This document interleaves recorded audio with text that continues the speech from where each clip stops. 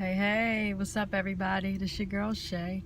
Real quick, I really want to just get into this next topic. The God has been just opening my mind and really speaking to me. And I actually have notes here. So I want to get through all this before my phone cuts off. I need to upgrade. I know. Y'all donate to my phone fund, please. But listen.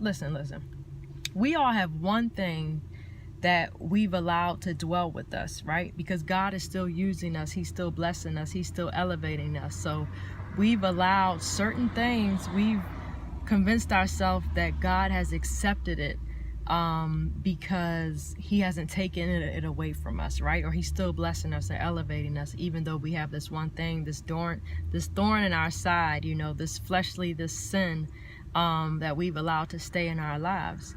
And we ask God, oh, take this away, take the desire for smoking away, remove it from me, make it easy. But we actually have to go through the pain of withdrawing from that thing, whatever it is. We have to make an intentional decision to just stop doing it. Just don't do it. Whatever it is, just stop doing it. And you have to make a conscious choice to give it up, okay? You have to ask yourself, does it glorify God?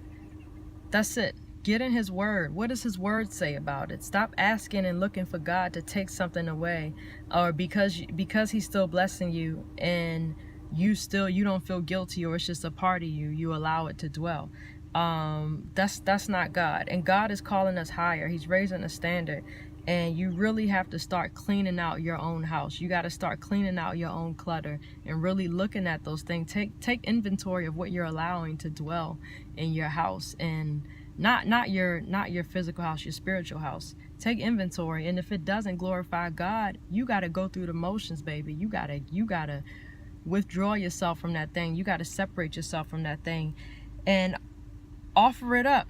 Offer it up as a sacrifice to God, Abraham offered his son Isaac, and that was his baby. And this thing that we hold on to that's become a part of us, it's our baby. It's hot out here.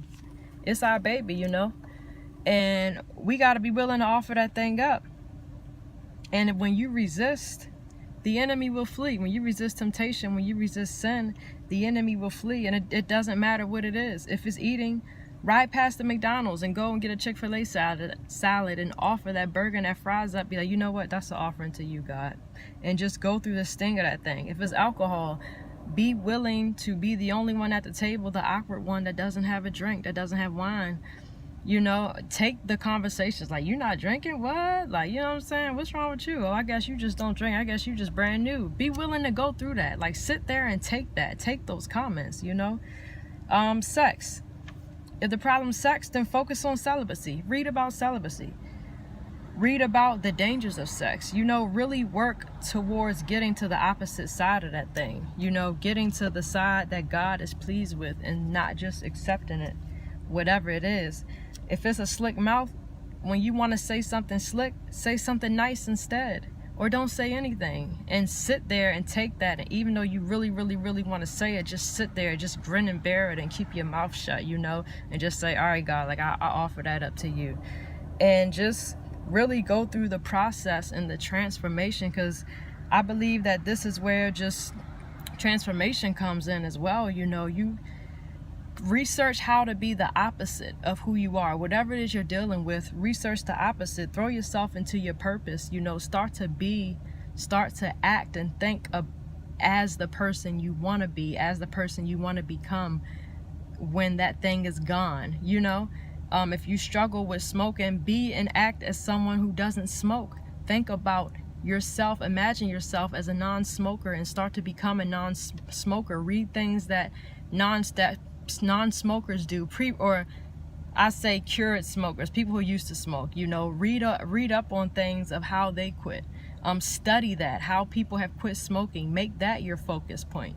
But really, like, Jesus earned his stripes, man. The sting was not taken away. He felt the sting of death, and that's what we got to do. We got to earn our stripes, and we have to feel the sting of death to our flesh. It's not always going to be an easy thing. Roll my windows up. It's not going to be the easy thing. You got to grin and bear it, and you got to feel the sting of that thing, whatever it is you need to give up.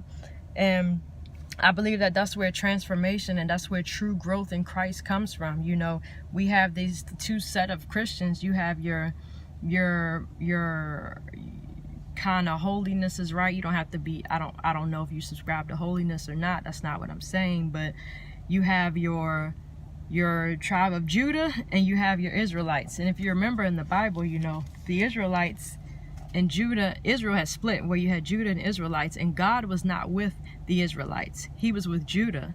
The Israelites, they worshipped idols. They self-appointed their priests and prophets. They celebrated the pagan holidays. They had a form of godliness.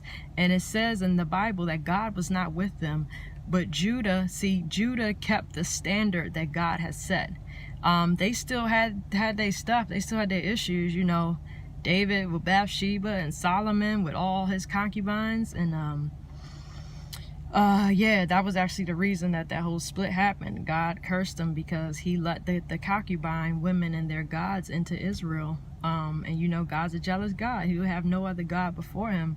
So we want to be Judah. We want to be the remnant. We want to be the ones who Christ is using in the last days as he's raising a standard. You don't want to have the form of godliness and just be religious and don't really deal with the things that God is dealing with you with.